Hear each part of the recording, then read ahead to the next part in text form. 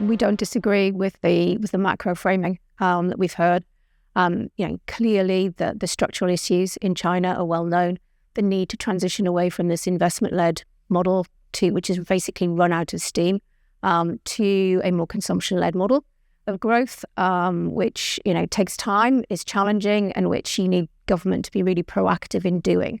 We are, as you say, roughly neutral to China, but despite that framing, you can't get away from the fact that there are some fantastic companies in China. There are some world-leading companies, and there is a lot of innovation going on. So we tend to look at China then in our allocation perspective more from a bottom-up view at the moment rather than top-down, because we can identify really good companies. I mean, the key thing in China, though, is it's a ruthlessly competitive environment. So you have to be very careful because oftentimes what you think is a company with a sustainable moat and a competitive advantage, it can disappear overnight. So the market keeps you on your toes. You've got to be constantly reassessing. And obviously, for a few years now, we've also had to be taking into account the input of the government in terms of policy, in terms of where they want companies to invest. And now we've got geopolitics on the table as well. So for our analysts, there's a lot more to think about in China than perhaps in other more straightforward countries.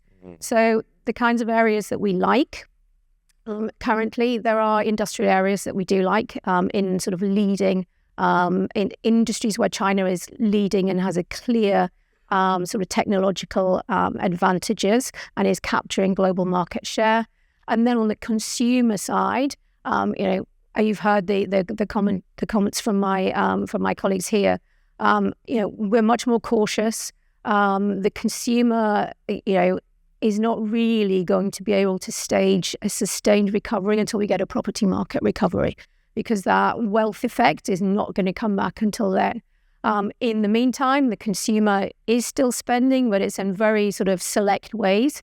Some things that we just don't, as investors, kind of follow.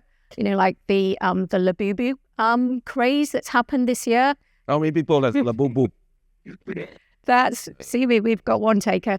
That's something that will go at some point that we can't forecast. There are other things though where the people are still spending money. So it's more on experiences, which to be honest is something we've seen in other countries, especially post-COVID as well. So travel is an area that we like, for instance, as well. So there are parts of the consumer sector that we like, but we're just nervous of a lot of it because the consumer really is not coming back in any great strength.